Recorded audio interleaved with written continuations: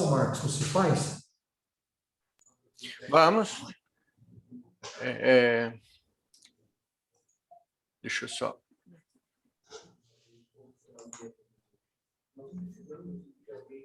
Pode orar? Pode, vamos orar, que aí a gente já começa, né? Tá bom, então. Querido Deus, te agradecemos esta manhã, suplicamos, ó Pai, a tua bênção sobre as nossas vidas, através da ministração desta aula. O Senhor fale conosco, fortalecendo, ó Deus, a nossa fé, a nossa esperança no Senhor. Toda a nossa confiança, ela é depositada somente no Senhor, ó Deus. Que o Senhor realmente esteja cravando isso nos nossos corações, ó Pai. Use o nosso irmão Antônio na ministração dessa aula como instrumento do Senhor e que teu Santo Espírito possa, ó Pai, nos ajudar, iluminando as nossas mentes, os nossos corações, para que a gente possa aprender do Senhor e praticar no nosso dia a dia. Nós oramos em nome de Jesus. Amém, Senhor. Amém. Bom, bom dia, meus irmãos, minhas irmãs. Nós estamos dando início a mais uma aula da classe Vida Cristã, nessa sala que você está, e nós vamos seguir o que está aqui nesse livro, tá? O abismo entre a promessa e a realidade. Então, é sobre isso que nós vamos falar, e hoje nós juntamos 2 capítulos para a gente poder tratar dessa aula. Nós vamos falar dos capítulos 12, o título é A Fé Colocada à Prova, e basicamente a gente vai trabalhar o texto de Gênesis, do capítulo 22, e depois também vai ser agregado na mesma aula o capítulo 13, que é o funeral de uma amiga, e aí nós vamos trabalhar o texto de Gênesis 23. Então, se você puder deixar a sua Bíblia, nós vamos trabalhar um pouco nesses 2 textos, nesses 2 capítulos de Gênesis 22 e 23. É claro que às vezes a gente vai recorrer a algum outro versículo da Bíblia, mas você deixando aí, fica fácil para a gente poder acompanhar. Essa classe ela tem vários professores, tem o Marcos, o seu Moisés, o Marcelo, o Francisco, mas hoje esses 2 capítulos eu fiquei encarregado de poder fazer uma reflexão aí com vocês. Então, esse primeiro capítulo que a gente vai comentar agora do livro, ele tem um título muito interessante e eu diria até assim, provocativo. O título é A Fé Colocado à Prova. E é tão interessante isso, porque às vezes a gente no dia a dia da vida, nós achamos a fé algo às vezes difícil, né? Acreditar naquelas coisas impossíveis. Agora, imagine não só você ter fé, ter uma fé consistente, mas mais do que isso, essa sua fé, ela ser colocada à prova. Então, é disso que a gente vai começar a falar nessa manhã, e o título, inclusive, é isso, a fé colocada à prova. E para a gente responder isso, o livro começa fazendo uma pergunta interessante. Qual é a prioridade da sua vida? No seu dia a dia, o que é prioridade para você? Você acorda de manhã pensando em quê? Né? Quais são os seus objetivos? Porque a gente sempre tem que ter uma lista de prioridades. Qual é a sua prioridade? E quando a gente estuda esse capítulo, a gente vai perceber que mesmo naqueles personagens bíblicos, eles tinham prioridades erradas. Se você pegar, por exemplo, a mulher de Ló, quando ela sai da cidade e é dito para ela não olhar para trás, ela acaba olhando para trás, e isso mostra que a prioridade dela era diferente da dos outros, porque a prioridade era Sodoma, tanto é que ela se vira para olhar para trás. Olha, puxa, eu estou deixando a minha prioridade. O que a gente está querendo iniciar a aula enfatizando? Que a nossa prioridade, que a minha e a sua prioridade, ela deve ser incontestavelmente a obediência a Deus. Não importa qual seja o meu objetivo, qual seja a minha profissão, o que eu faço durante o dia, mas a minha prioridade, é por isso que a minha fé, como está dito ali, tem que ser, ela é colocada à prova, ela tem que ser a obediência a Deus. Quando eu coloco a obediência a Deus como prioridade da minha vida, todas as outras coisas, qualquer parte da minha existência também vai estar se encaixado dentro dessa prioridade. Agora, o que é importante isso? Não é apenas aqui na aula que eu vou falar assim, bom, a minha prioridade agora vai ser realmente obediência a Deus. Mas não é só isso. Essa prioridade, ela é uma luta diária. Não é uma decisão que, de repente, eu faço aqui na aula, eu posso esquecer amanhã. Não. Todo dia, a cada momento da minha vida, eu tenho que reenfatizar essa prioridade. Nunca é uma só decisão. O que eu quero dizer é o seguinte, que essa questão da minha fé e das minhas prioridades, elas são lutas diárias. A todo momento, eu tenho que saber colocar Deus como prioridade. E é isso que a gente vai ver aqui com Abraão. Ele tem uma luta constante. Deus, de repente, promete a ele, olha, vou te dar uma herança, uma terra prometida. Então, ele tem aquela prioridade. Depois, Deus vem e faz uma outra promessa para ele, olha, eu vou te dar um filho. Então, essa luta, ela é constante. E, para isso, a gente tem que saber obedecer a Deus. Lutero, ele falava uma coisa muito interessante, e essa fé, ela tem que estar agregada a essa questão da obediência. Lutero sempre dizia, eu gosto muito dessa frase dele, que é assim, eu prefiro obedecer do que operar milagres. Às vezes a gente fica esperando sinais, coisas diferentes na vida, mas tudo isso vem através da obediência. Quer dizer, de eu seguir a Cristo.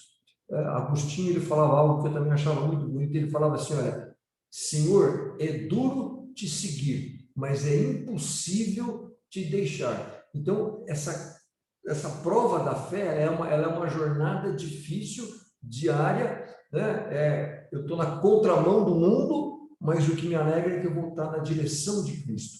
Então, isso que é importante, a gente tem que ter. Agora, é aquela regra simples, né? Eu tenho que cuidar das coisas de Deus, porque Deus vai cuidar das minhas coisas. Eu fico pensando, eu coloco Deus em prioridade, mas e outras coisas, o meu trabalho, não se preocupe com isso. Então, essa fé colocada à prova, ela é basicamente isso que a gente está aí comentando e que a gente está. Então, a obediência a Deus, ela é sempre na sua vida a sua prioridade, ou alguma parte da sua vida que não é bem assim, que você escorrega, que você muda, às vezes Deus não é a sua prioridade. Então, abrindo a aula, é muito importante quando a gente vai tratar desse tema da fé, a prova da fé é a minha obediência à palavra de Deus, aquilo que Deus quer da minha vida e assim por diante, né?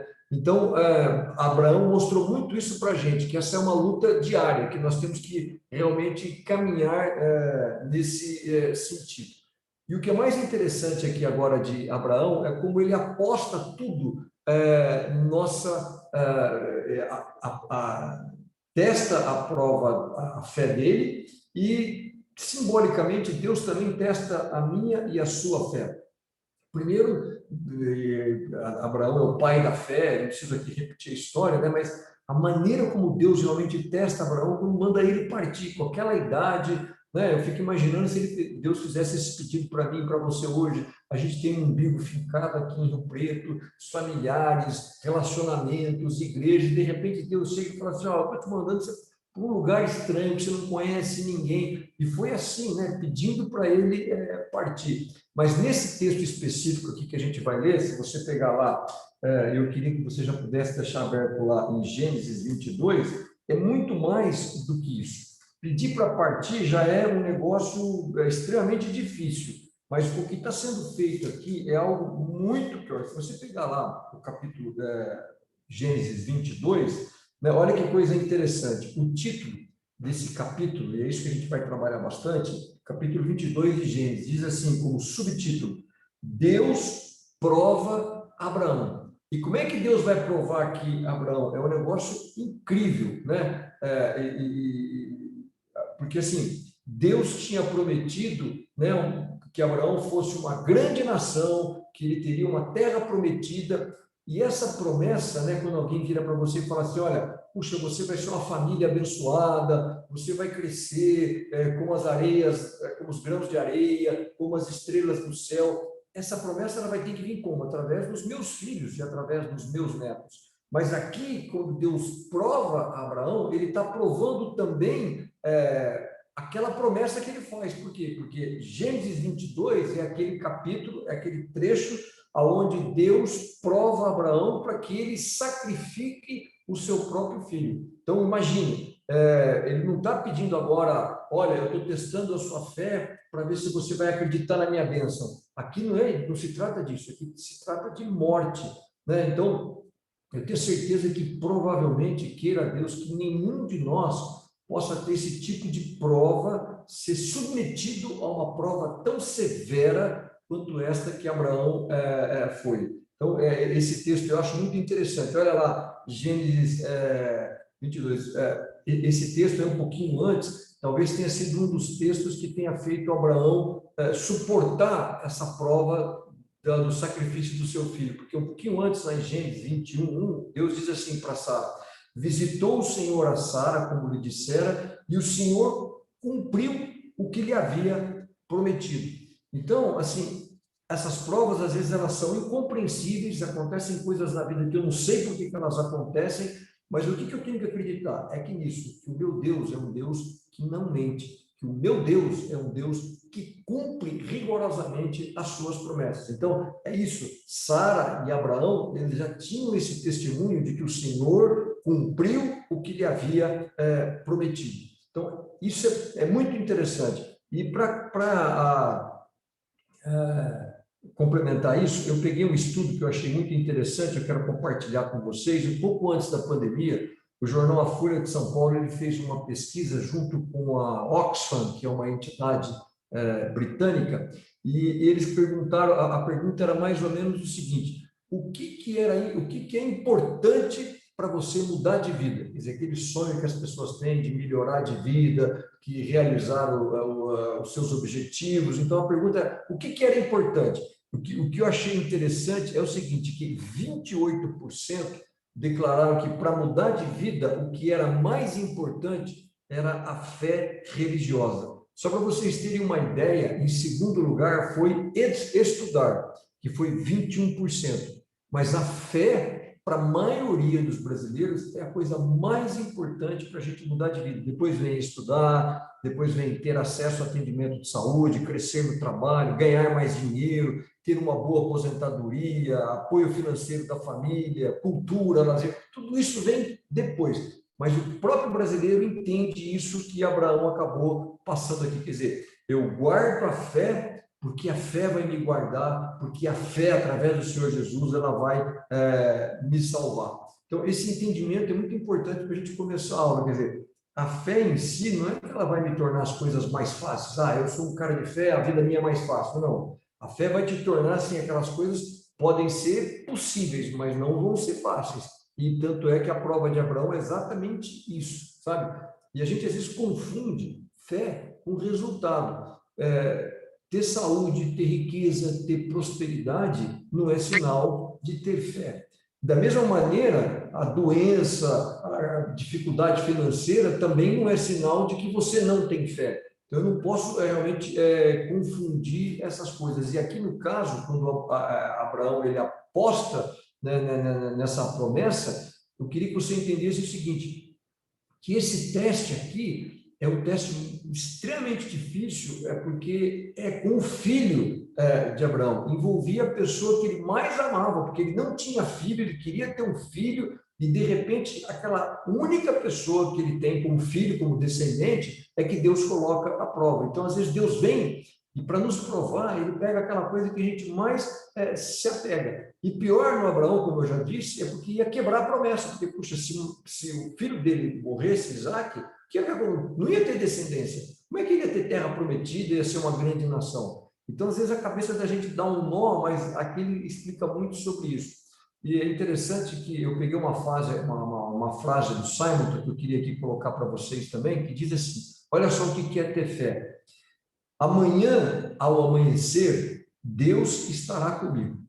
Mas se porventura eu não acordar e não ver o amanhecer, eu estarei com ele. Então, assim, Deus vai estar comigo amanhã. Agora, se eu não conseguir ver esse amanhã, é porque eu já estou com ele. Isso é fé, é a gente acreditar nisso. Assim, eu achei interessante a gente ter essa aula sobre esse texto. Eu queria só compartilhar com os irmãos, porque estamos vivendo uma pandemia. Essa semana nós tivemos uma notícia muito triste, por exemplo, com a morte do pastor Edevaldo, da Igreja Batista. Então, a pandemia tem ceifado vidas, tem levado amigos, é um momento de muita dor, de muito sofrimento, e isso nos entristece muito. Mas eu queria só te dizer uma coisa, eu tive a experiência de uma grande empresa da área do agronegócio, que é a área que eu opero, onde o pai perdeu o filho. Isso vocês não têm ideia do tamanho do sofrimento. Porque a ordem natural das coisas é os filhos enterrarem os pais, e não os pais enterrarem os filhos, porque os filhos, os netos, eles significam o futuro, eles significam aquilo que está diante de mim. E quando isso acontece, é uma quebra. Né? E assim, eu fico imaginando porque eu, como pai, eu pertenço ao passado. Os meus filhos, as minhas filhas, elas pertencem ao futuro. Então, se eu tiver que fazer isso, como se eu tivesse assim, eu gostaria muito que o que acontecesse na minha vida de uma ordem natural é que os meus filhos fossem ao meu funeral. E não, eu jamais teria. Eu tenho certeza que isso é o sentimento de qualquer pai. E aqui, Abraão está sendo testado exatamente com isso. Olha, é o seu filho. Então, é uma prova assim, muito, muito difícil. E sobre isso, o que a gente tem que tomar muito cuidado é que, às vezes, a gente se desvia do foco das coisas e a gente acaba idolatrando a promessa de Deus. Ou seja, eu acredito, e a Bíblia tem promessas incríveis, a Bíblia tem promessas maravilhosas, né? São tesouros escondidos que a cada dia... na pandemia, é interessante, eu já estou relendo a Bíblia mais de uma vez, que a gente acaba tendo mais tempo. E é impressionante como você volta em textos que você já leu diversas vezes e de repente surge esse... Agora, na pandemia, ele estava... que Deus está falando aqui. Então, a gente vai descobrindo essas coisas, né? Mas eu nunca posso idolatrar ou adorar a promessa. Né? Isso significa que eu estou com o foco errado. E a gente tem que tomar cuidado para que as promessas de Deus, elas não se tornem ídolos. Eu não posso fazer de qualquer promessa que esteja na Bíblia um ídolo, algo que eu tenho, eu quero ter mais coisas, e para mim ter mais coisas, então eu vou buscar a Deus. Não, eu sirvo a Deus, talvez eu tenha que fazer essa pergunta no meu coração, e para você também. Você serve a Deus na busca das bênçãos dele, ou você está servindo a Deus por causa dele? Então, essa pergunta a gente tem que se fazer sempre. Eu tenho que seguir a Deus porque ele é meu Deus, ponto. Eu não tenho que buscar a Deus pelas promessas, porque senão eu estou idolatrando. E o que é idolatria? A gente é melhor a gente explicar um pouquinho. Idolatria é quando eu deposito a minha confiança naquelas coisas que foram criadas e não no Criador. Quer dizer, eu estou invertendo as coisas, né? Eu coloco a minha esperança, a minha felicidade, como estou aqui dizendo, idolatrando, né? A minha segurança não em Deus, né? Então, o ídolo é algo que eu desejo mais do que Jesus. Às vezes eu quero mais a prosperidade do que ter uma vida com Jesus. Então, eu tenho que tomar muito cuidado em relação a isso. Então, essa pergunta que a gente tem que fazer. Você serve a Deus por causa das bênçãos de Deus ou por causa do próprio Deus? Essa é uma pergunta aí fundamental que eu acho que a gente tem que fazer sempre para a nossa vida. E sabe o que eu acho interessante? Às vezes a gente pensa que para ser feliz, a minha resposta seja qualquer coisa que seja as promessas de Deus, mas do que não seja o próprio Deus. E a gente tem que tomar muito cuidado, porque às vezes a gente, como evangélico, gosta de criticar os outros. Puxa, tal religião tem ídolos e adora não sei o que. Então, o nosso coração, ele é uma fábrica constante de ídolos. E às vezes a gente faz dessas promessas também uma verdadeira idolatria. Então, eu acho muito bacana a aula nos alertar para isso, para que a gente não tenha não faça do nosso coração, né, uma fábrica realmente de ídolos, né? Eu preciso colocar isso. E sabe, o que eu acho interessante? Porque às vezes é fácil a gente dar uma aula, eu já comentei um pouco da dificuldade do teste que Abraão teve da sua fé, quando Deus o chama para sacrificar o seu próprio filho. Às vezes para mim até meio fácil, embora como pai eu entenda a dificuldade, ou a gente possa entender a vida de Jó, né? Quando Deus vem também, testa Jó. É super bacana, tranquilo para mim aqui hoje, usando essa plataforma do Zoom, tal, aqui em casa, dar uma aula, poxa, a fé de Jó, a fé de Abraão, então, sabe o que é interessante? Eu e você sabemos, pelo texto da Bíblia, que Deus estava testando, mas o que é importante é o seguinte, que Abraão e que Jó, eles não sabiam disso, eles estavam vivendo aquele momento sem entender nada. Então, quando a gente lê a história de Jó, ou lê essa parte da vida de Abraão, põe isso na sua cabeça. Eles não tinham a mínima ideia que era um teste, que era uma prova que Deus estava fazendo. E aí é que fica difícil. E nesse ponto, tem um texto só para a gente reforçar essa questão aí da promessa. Eu vou só ler, você não precisa abrir, mas é que está lá em Jó 13:15. E diz assim esse texto. Olha que bacana isso, quer dizer, Jó não tinha a mínima ideia do que Deus estava querendo com ele, mas ele fala o seguinte, olha a postura firme dele até o final. Ele dizia o seguinte, olha, eis que me matará, porque do jeito que estava indo, né, aquele problema de pele, ele perdendo tudo, perdeu os seus bens, perdeu os seus filhos, ele vem e diz o seguinte, olha, eis que me matará, já não tenho esperança, contudo, defenderei o meu procedimento.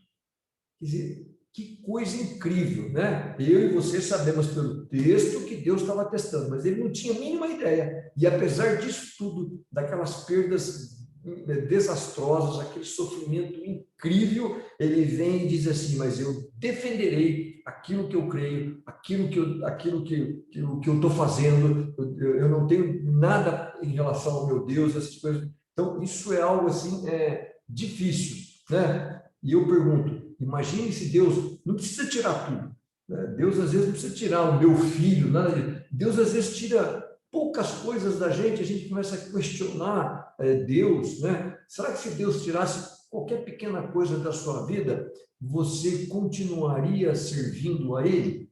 Então, eu acho que isso aqui é uma aula assim, muito importante que a gente tem que levar adiante. E como é que foi a resposta, né? Como eu disse lá no Gênesis 22, você viu ali, o título é Deus prova Abraão. Então, você está fazendo, Deus está testando Abraão.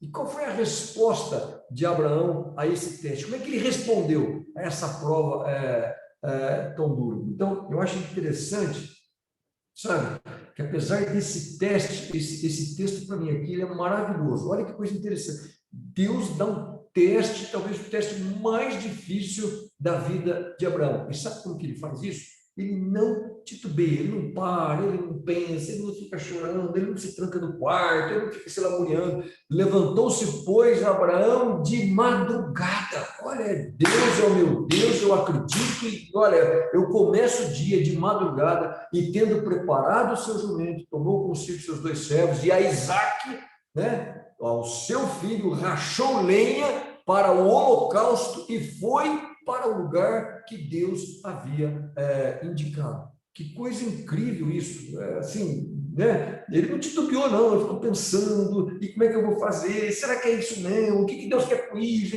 Olha, eu estou para ter a resposta a esse teste, é um negócio assim, incrível. E sabe o que é mais interessante? Eu não coloquei aqui no texto do slide. Então, Deus vem, Deus testa com o filho, e ele parte de madrugada, ele não titubia. E sabe o que é interessante? A gente pensa que foi um negócio assim, ó, vai lá, pega o seu filho, 1 hora depois. Não foi assim.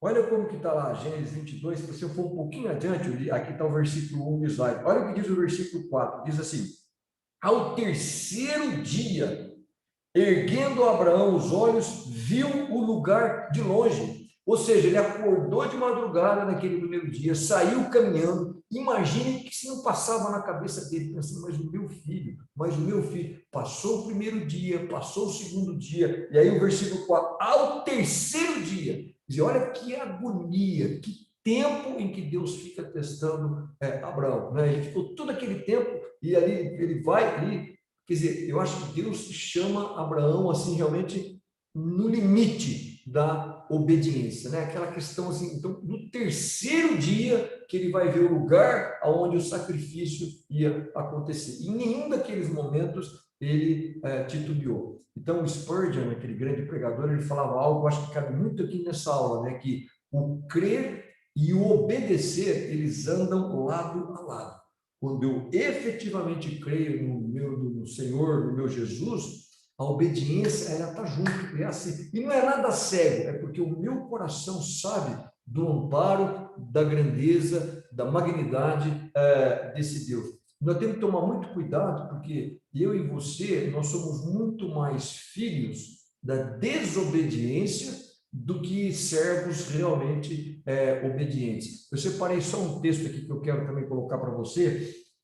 Vou pegar aqui, olha só, você não precisa ver, está lá em Efésios 2:2, diz assim, como a gente tem que tomar cuidado com essa questão da desobediência, nos quais andastes outrora, segundo o curso deste mundo, segundo o príncipe da potestade, do Espírito, olha só, preste atenção, que agora atua nos filhos da desobediência. Então, assim, é incrível a quantidade de vezes em que a gente percebe os personagens bíblicos desobedecendo. Então, é muito mais característico a desobediência do que a obediência. Geralmente, a gente responde a essas provas, nós respondemos a esses testes com desobediência e não como Abraão aqui, servindo a Deus com essa obediência. Agora, o que eu acho mais interessante, e não apenas isso, aí tem uma parte interessante que diz assim, Abraão viu o meu dia. A Bíblia vem e traz um texto interessante que está lá em João, eu vou ler para você que eu não coloquei, que é João 8:56. Lá no Novo Testamento, o Senhor Jesus faz uma referência a Gênesis 22, e é essa parte do texto da vida em que Abraão é levado a testar com o seu próprio filho. E Jesus diz o seguinte, Abraão, o vosso pai, o nosso pai na fé, alegrou-se por ver o meu dia, né? É o título aqui da matéria, viu e regozijou-se, é João 8:56. Então, Abraão, vosso pai, alegrou-se por ver o meu dia. Então, é isso que ele está falando assim. O que significa? Essa passagem mostra principalmente a expiação substitutiva, que significa o seguinte, lá a gente sabe da história, não vou ficar repetindo, era para ser o filho, aí Deus providencia um cordeiro, e aí Abraão então sacrifica aquele cordeiro. E aquele episódio do Velho Testamento, ele acontece no Novo Testamento. Nós tivemos uma substituição desse sacrifício. E o que é isso? Jesus, hoje, ele pagou pelo seu pecado, pelas nossas imperfeições. Então, ele fez esse sacrifício por nós. Por isso que Jesus faz essa expressão. Ele viu o meu dia. Quer dizer, lá atrás, Abraão já estava antecipando aquilo que o Novo Testamento trouxe muitos anos depois. Então, o que é interessante nisso tudo? Porque Jesus está dizendo assim, olha, que através desse sacrifício, Deus ele deu o seu próprio filho, como Abraão deveria ter dado isso. Então, essa passagem, ela mostra assim, um alívio para mim e para você, porque nós tivemos essa expiação substitutiva, ou seja, o cordeiro tomou o lugar do Isaac. É como se o cordeiro tivesse tomado o lugar do meu filho ou de alguma filha minha. Então, Jesus é o cordeiro que tira o pecado do mundo, né? Que tira essa pena que eu teria que ficar sobre a ira de Deus. Então, eu não posso buscar em outras coisas aquilo que somente Jesus vai poder fazer na minha vida. Eu posso ter tudo em relação a Jesus. Eu posso achar ele um cara legal, eu posso achar ele um bom profeta, uma pessoa que fala as coisas bacanas, ele me dá um bom astral, Jesus é amor, não sei o que. Mas não é isso que a gente está tratando aqui. Jesus, ele pagou os pecados, os meus pecados naquela cruz. Então, assim, ou eu acredito nisso, ou eu acredito que Jesus é o Filho de Deus e ele é o meu Salvador, ou então ele é um impostor, ele é apenas mais um aí, o cara da autoajuda. Então, esse ponto é extremamente importante da aula para mim entender qual é o significado de Jesus realmente na minha vida. Então, eu tenho que, através de Abraão, eu tenho que entender o sacrifício que Jesus fez e o que ele, com isso, significa para mim. Agora, não apenas isso, passando também adiante, o que eu acho importante aqui é a gente seguindo esse cordeiro. O que significa isso? Olha só lá, Romanos 8:32, antes da gente fazer um comentário sobre essa aula. Aquele que não poupou, né, o seu próprio filho, antes, por todo, não entregou porventura, não dará graciosamente com ele todas as coisas. Então, olha como isso aí é importante, né? Se ele não poupou, meu Deus, não poupou o seu próprio filho, como está dizendo o texto aqui, né? Ele não dará também para mim todas as outras coisas, porque ele fez essa expiação substitutiva. Então, isso aqui fica muito claro que, puxa, o sacrifício que Jesus fez por mim. E o que ele está falando com isso tudo? Olha, eu estou chamando você para me seguir, para estar ao meu lado. Às vezes vai ter sofrimento, às vezes você vai ter que pagar um preço por isso, mas olha, que eu quero que você venha aqui porque eu fiz o maior sacrifício por você e eu quero que você seja glorificado comigo lá nessa vida futura. Então, eu tenho que participar dessa cruz do Senhor Jesus para que eu possa participar lá da sua coroa também no futuro.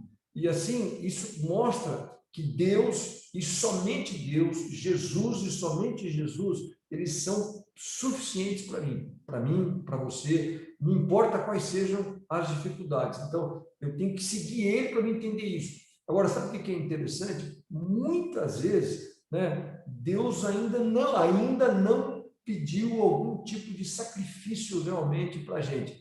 Talvez você tenha que estar preparado para entender essa aula, porque Deus, às vezes, ele vai te colocar em teste. Deus, às vezes, vai te pedir algum tipo de sacrifício que vai machucar, que vai ser dolorido, porque Deus, ele faz isso. E eu estou dizendo porque, assim, quanto mais a sociedade se desenvolve, né, nós não podemos negar a melhoria da qualidade de vida, apesar das dificuldades, de pobreza, uma série de coisas, mas o nível nosso tem mudado. Eu sempre gosto de falar isso. Todos nós aqui, nós vivemos uma vida melhor do que a vida dos nossos pais. A minha vida não pode nem ser comparável com a vida da minha avó Davina. É uma vida muito mais difícil. O que eu estou querendo dizer com isso? Que a gente tem que tomar muito cuidado, porque essa melhoria de vida, que é muito bem-vinda, que é excelente, mas ela nos acomoda e a gente começa a perder um pouco a noção do que é o sacrifício, né? Às vezes eu penso que sacrifício é eu ir lá para a internet, num fórum, no Facebook, sei lá, e me mostrar indignado com as coisas. Isso não tem nada a ver com sacrifício. Sacrifício era aquilo que às vezes as pessoas faziam. Meu avô pegava um cavalo e andava horas para assistir um culto, depois voltava. Então, aquilo é um negócio muito mais difícil. Então, a gente tem que tomar muito cuidado que essa modernidade, às vezes a gente reclama tanto, mas a gente perdeu completamente a noção do que é o sacrifício ou do que é uma coisa assim um pouco mais exigida. Então, se prepare para isso, porque as coisas podem ser bem diferentes daquilo que você imagina. E aí, esse aqui foi basicamente esse primeiro capítulo da aula, e agora a gente vai entrar, que também está junto, nesse segundo capítulo que também está ligado, por isso que a gente acabou juntando esses dois capítulos numa aula só. E esse outro capítulo, ele começa com o funeral de uma amiga. E esse eu achei interessante sobre isso, porque Deus faz umas coisas que às vezes a gente pensa que não entende, mas de repente começa a ficar claro. Eu tenho certeza que no coração de todo mundo sempre surge a indagação que o que Deus quis mostrar com essa pandemia, com o coronavírus, com tanta gente morrendo, com tanto ente querido sendo chamado, né? A gente às vezes fica meio desamparado, triste, não compreende as coisas, aonde está Deus nesse mundo, essas coisas todas. Mas, claro, cada um vai ter uma explicação, mas eu no coração eu sinto muito isso. quanto mais a sociedade estava avançando, menos a gente falava de morte. Talvez hoje, se você ligar qualquer televisão, qualquer rádio, você abrir qualquer jornal, você pegar qualquer revista agora no domingo, segunda, não importa o dia, talvez a palavra-chave de tudo isso seja morte. Quantas pessoas morreram de Covid, outros estão entubados. Então, nunca, eu, por exemplo, durante toda a minha vida, eu nunca tive um momento da minha vida onde a palavra morte foi tão falado como nesse último ano, durante a pandemia. Agora, era interessante que eu tenho a certeza que os meus pais e os meus avós, eles falavam muito mais de morte do que eu, pelo menos a minha geração, falava antes da pandemia. A gente parece que estava se esquecendo da morte. Quanto mais o mundo vai melhorando, mais tecnologia, o homem chega na Lua, a internet, essa coisa toda, mais a gente estava se afastando da morte. Eu sempre gosto muito de relembrar isso. Se você vê a velocidade como o mundo vinha vindo, a gente parecia que a morte ia ser um negócio que estava distante, né? São novas cirurgias plásticas. Eu nunca me esqueço disso. Quando a minha última filha nasceu, a coisa já estava mudando tanto, porque eu nasci, por exemplo, na maternidade aqui em Rio Preto. E depois eu acompanhava meus outros. Nossa, a maternidade era um hospital assim, mas tão... hoje até ela fechou, nem existe mais aqui em Rio Preto. Mas era um hospital tão simples e realmente tinha cara de hospital. Você chegava lá na hora, você já entendia que aquilo era um hospital. E para mim foi uma experiência tão, assim, tão gritante. Quando a Giovana, minha última filha, nasceu em São Paulo, ela nasceu num hospital lá que chamava Maternidade São Luís. Quando eu cheguei naquele lugar, eu falei, mas isso aqui é tudo, isso aqui parece uma cafeteria, pode até lembrar um shopping, mas isso aqui não lembra um hospital, porque afinal de contas, minha filha está nascendo num hospital, com médicos, uma sala de cirurgia, qualquer... Porque era um negócio assim, o quarto era todo enfeitado, era assim, muito mais bonito que um quarto de hotel. Você saía assim, tinha um jardim, depois ali do lado tinha uma cafeteria e não sei o quê, e, sabe? Não era aquele negócio, gente de todo mundo só de branco, que enfermeira, aquela coisa toda. Então, o mundo vinha o quê? Afastando a morte, afastando a questão do hospital, né? Parecia que assim, não, parece que ninguém vai morrer. E de repente a pandemia vem, pá, ó, esse é um encontro que todo mundo vai ter que ter, não importa o que você tem, não importa a sua religião, não importa a cor da sua pele, não importa a sua posição social, todos vão ter que enfrentar a morte. E aí, eu acho que, inclusive, Deus dá até uma grande oportunidade para a igreja, no intuito de que só a palavra, só a Bíblia pode realmente explicar esse vácuo, né? E a morte, como é que eu vou poder saber enfrentar isso? Como é que eu posso pensar na vida eterna? Então, se antes era um tabu, a gente evitava discutir a morte, agora a gente tem que tratar da morte, a gente tem que falar da morte. E então, e nem sempre foi assim. Então, a gente sempre tentou se esconder da morte, tentou evitar a morte, e agora não. E aí, o que está interessante, e aí agora a gente vai passar para o capítulo seguinte, o Gênesis 23, você vai ver lá o subtítulo, fala o seguinte, a morte de Sara. Então, é interessante que, né, esses grandes personagens bíblicos, e Abraão é um personagem fantástico, né, de uma magnitude no Velho Testamento indescritível, e aqui está falando da morte da esposa dele, de Sara. Então, assim, olha, eles também têm que saber como enfrentar a morte. Então, em Gênesis 23, que eu acho muito interessante, fala sobre isso. Fala como e talvez, olha, se eu pudesse te dar um trecho da Bíblia para a gente ler nesse momento de pandemia, seria Gênesis 23, porque ele trata da aceitação da morte, algo que eu e você não vamos ter que passar, porque é isso que Abraão está passando. Ele perde a esposa, então ele tem que saber como tratar com essa morte. Então, é isso que é interessante, né? E aí até o título é o funeral de uma amiga, quer dizer, não só a esposa, mas a companheira daquela amiga, né? E Abraão aqui é muito claro, falou, ó, eu que sou aí o pai da fé, vou dizer uma coisa para você, olha, o cristianismo, né, hoje, ele não é esse paraíso, né, que homens e mulheres seculares desejam que fosse. Apesar de tudo, de qualquer desenvolvimento, o que quer que você faça, não importa, você vai ter que enfrentar isso como eu estou enfrentando, né? Então, agora sim, mas quando é que foi antes da pandemia a última vez que você realmente falou com alguém sobre morte?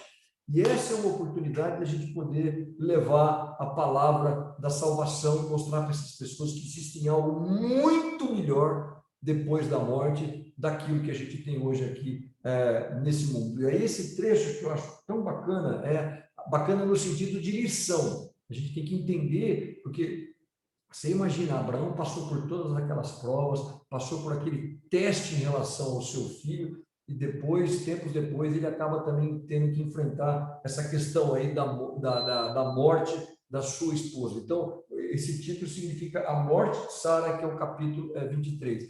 E quando você lê esse capítulo 23, é uma coisa interessante, assim, que transparece, claro que não dá tantos detalhes, mas de uma maneira geral, até que o texto começa dizendo o seguinte: olha que coisa bacana isso.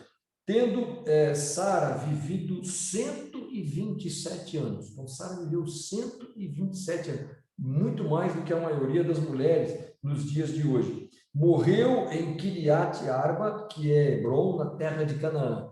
Então, assim, a gente entende que ela morreu, porque a Bíblia não relata isso, então talvez ela não tenha tido nenhuma enfermidade, não tenha tido um final de vida com câncer, com sofrimento, com dores, né? Claro que a morte sempre é uma tragédia, ela é sempre dolorosa, mas aqui no caso transparece muito que foi assim uma morte natural. Agora, o que eu acho interessante assim,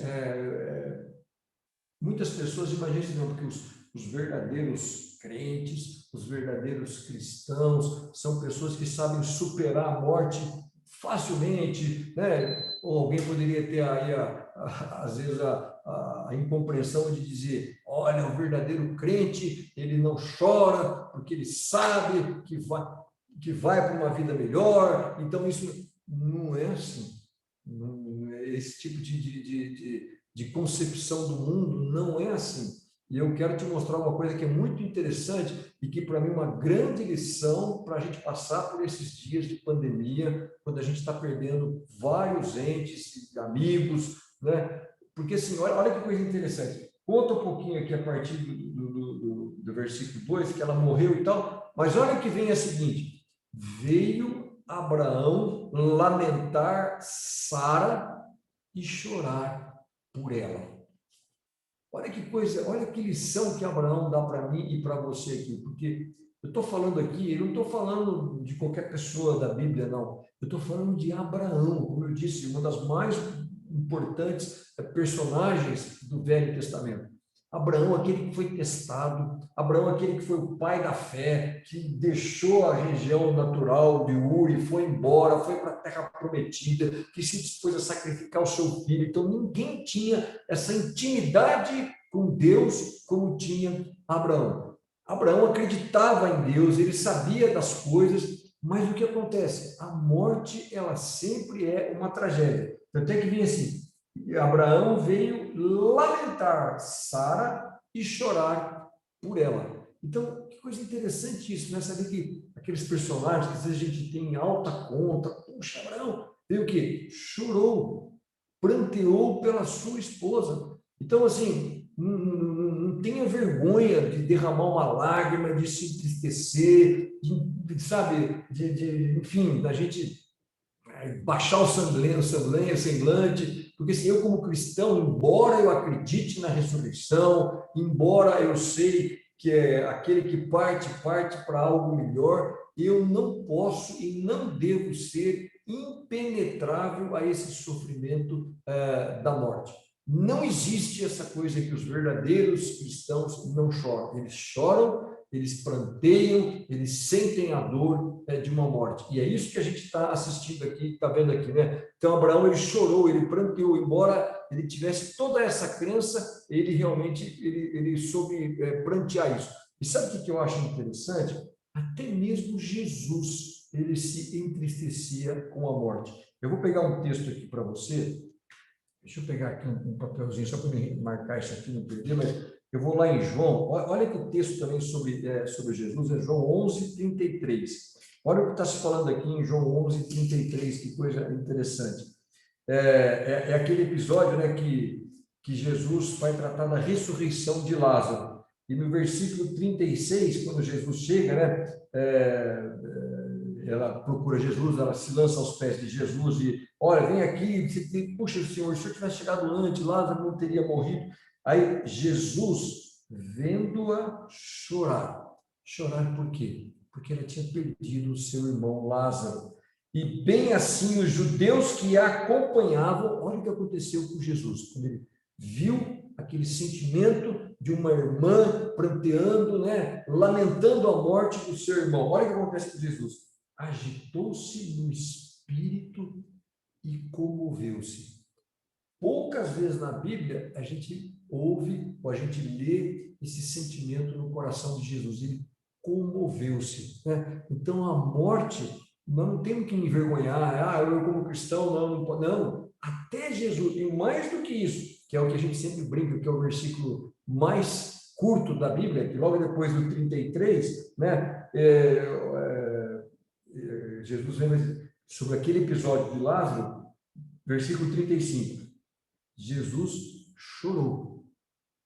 Até Jesus, né? Ele que tem o poder da ressurreição, que ia, né, ressuscitar Lázaro logo em seguida, mas ele chorou. Então a morte, eu como cristão, eu não sou um super-homem, eu não sou algo que eu não sei, não, eu sou diferente, não. A gente também sente, a gente passa por isso, né? Então, é isso que a gente tem que tomar cuidado e não ter uma interpretação errada e achar que porque eu estou chorando, porque eu estou pranteando, é porque eu não tenho fé, é porque Deus não está olhando para mim. Não, a morte ela é igual para todos, ela causa também sofrimento. E o que é interessante dessa parte aqui do Gênesis 23 é assim, se você assim, fizer uma análise fria, Abraão e Sara, eles não eram um modelo exemplar de casal, eram assim, em termos de um casal perfeito, né? Como tinha aquela série muito antiga, chamava Casal 20, que é tudo certinho, tudo bonito, nada dá errado, não.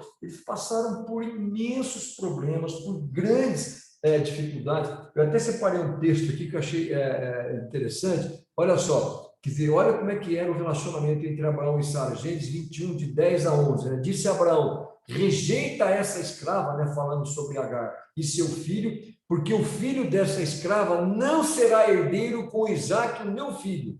Pareceu isto muito penoso aos olhos de Abraão por causa do seu filho. Então imagina a discussão de Sara com ele, Sara dizendo: olha, rejeita esse teu filho. Mas imagina isso, filho com outra mulher, aquela confusão.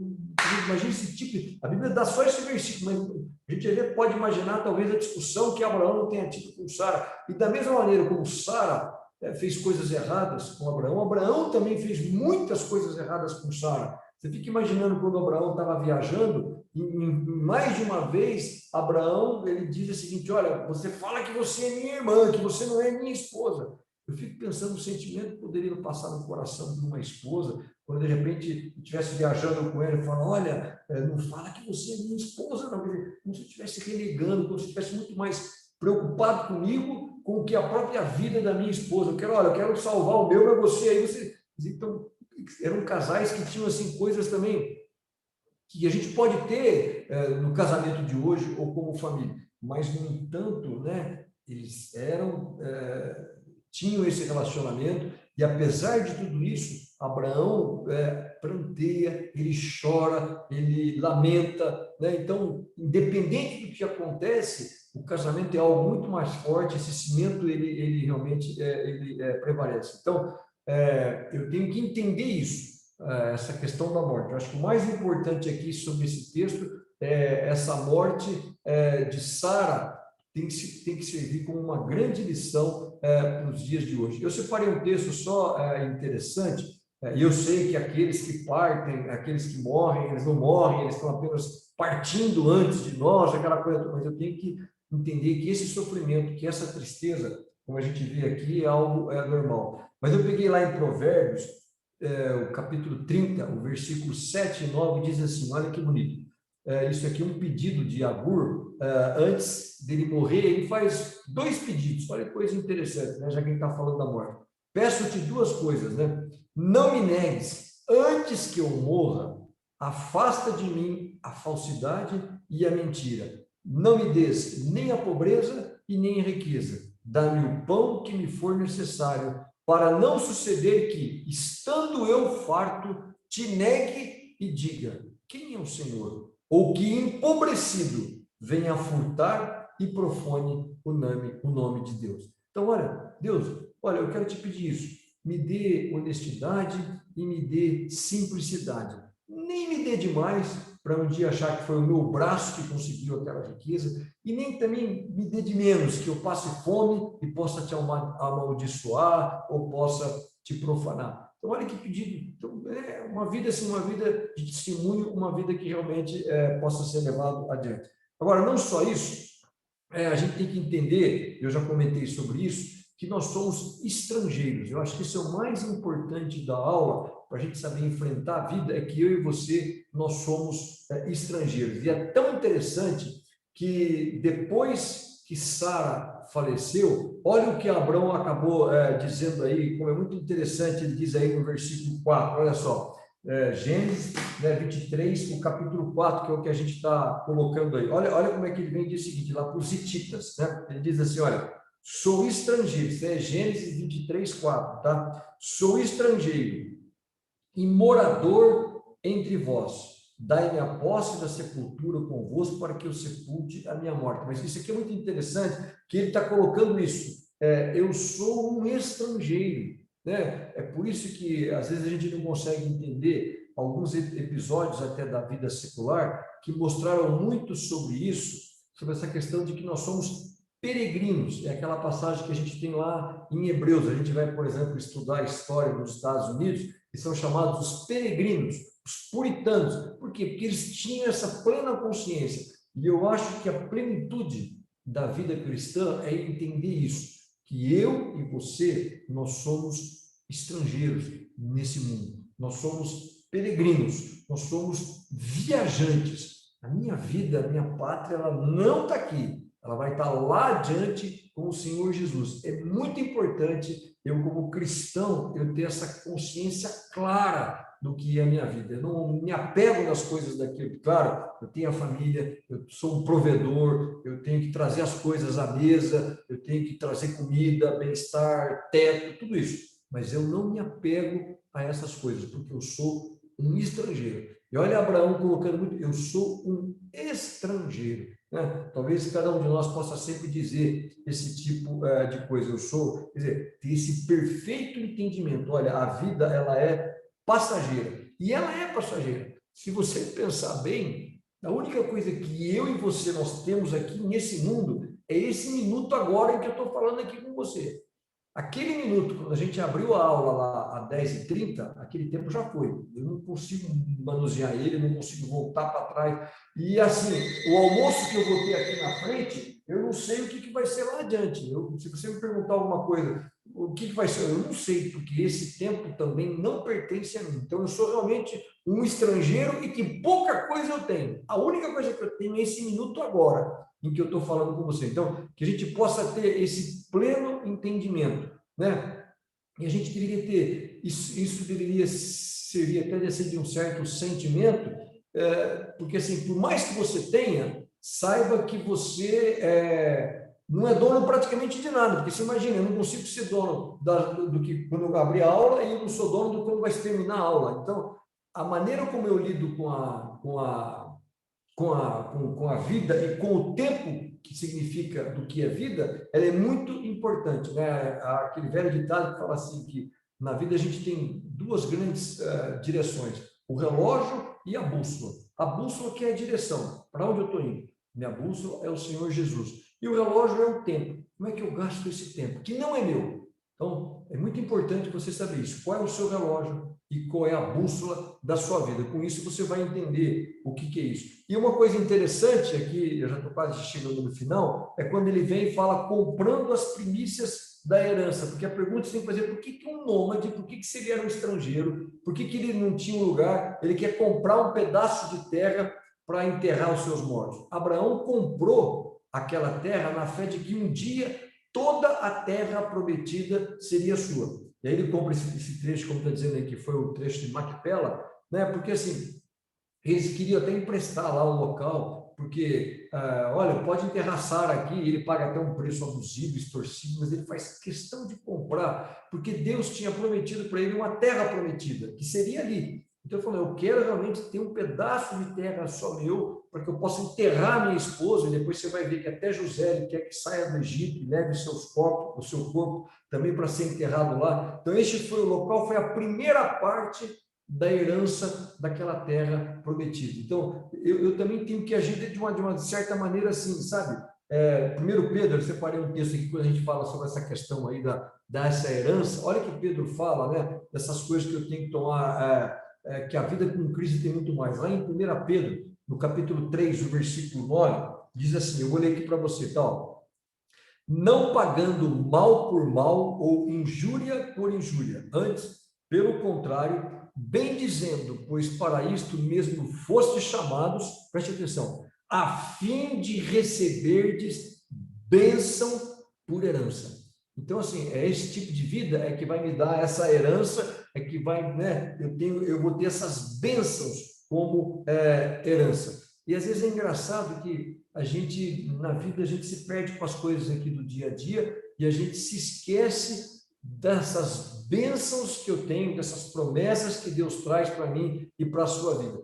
E tem uma parte que é tão interessante, e que está lá em Josué, eu também separei para vocês. A gente tem coisas tão maravilhosas, claro, a gente tem uma pandemia, tem uma série de dificuldades, mas a gente esquece daquilo que Deus promete para mim lá na frente. E Josué, capítulo 18, versículo 3, eu quero separar para você, olha o que ele fala. Ele diz o seguinte: nessa ocasião, Josué disse ao povo de Israel, e talvez alguém pudesse estar dizendo para mim e para você aqui nessa manhã, até quando vão ficar esperando para tomar posse da terra que o Senhor, o Deus dos seus antepassados, deu a vocês?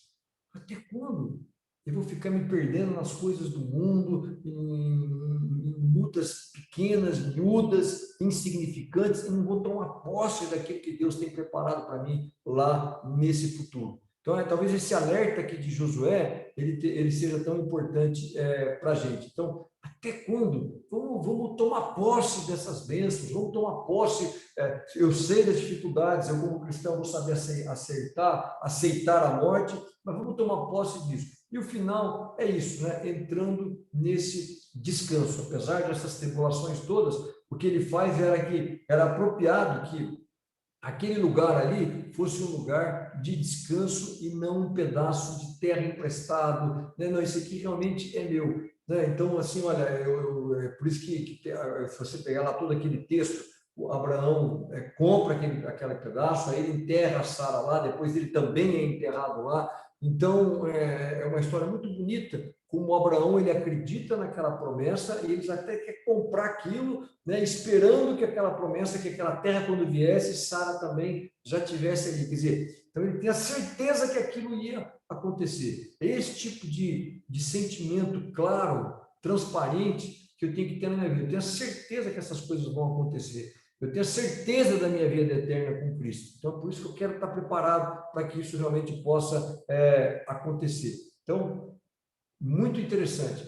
Não tem nada de errado como cristão eu prantear a morte dos meus amados e ter a certeza das promessas que eu tenho lá no futuro. É isso que a gente tem que falar aqui, porque não é porque eu estou pranteando, eu estou chorando, eu estou lamentando que eu perdi uma ente querida, porque eu não tenho esperança, não.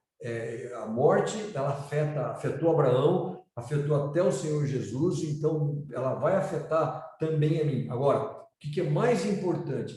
A diferença é que eu choro por alguém, mas eu tenho a esperança daquilo que vai acontecer. O mundo secular aí chora por alguém e às vezes não tem nenhum tipo de esperança. Essa é a diferença entre um cristão e um não cristão perante a morte.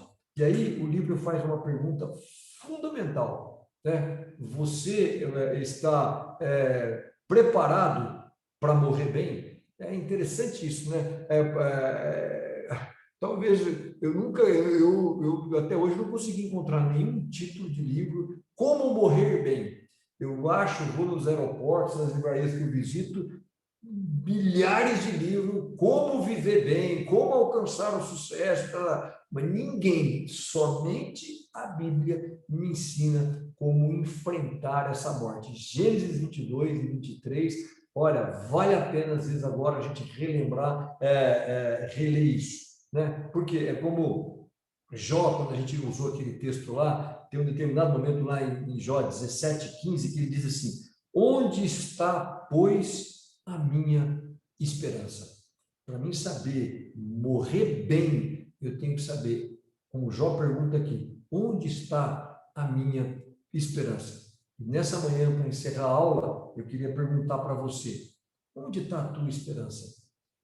Eu tenho uma esperança amorosa, eu tenho apenas uma esperança financeira, eu tenho esperança que alguma coisa vai acontecer comigo. Não é sobre isso que a gente está falando aqui nessa manhã. A gente está falando algo muito claro. Aonde está a sua esperança de salvação? Né?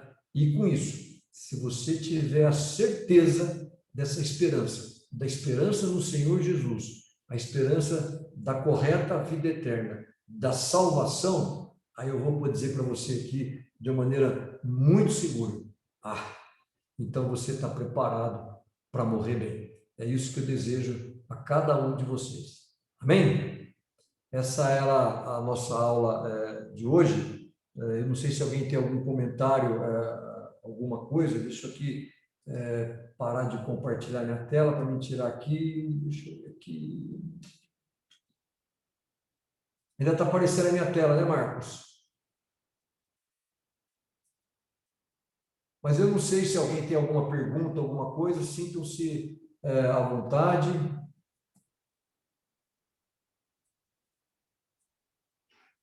Antônio.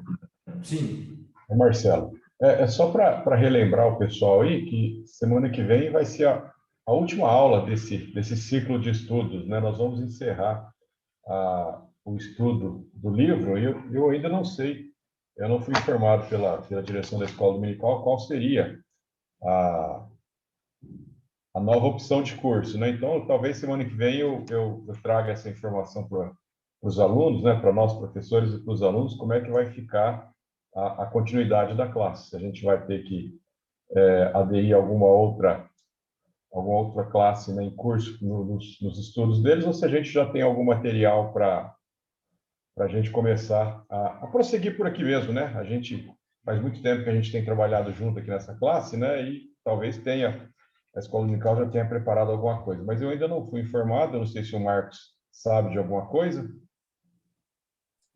Gente, é a Gabi que está aqui. Meu pai teve um incidente, uma tia da minha mãe faleceu, ele teve que correr lá para socorrer minha avó, e eu estou aqui gravando a aula. Obrigado, Gabi. Transmitir os nossos sentimentos aí para a família. Obrigada. Bom, então, semana que vem eu trago essa informação. Amém. Obrigado, Marcelo. Olha, Nada. então aí não se esqueçam desse mesmo horário aí, vai ser mandado o link, uma aula, o Marcelo estará dando essa última aula aí para todos vocês. Amém? Um bom domingo, Deus abençoe a todos vocês, viu? Um abraço grande. Até mais.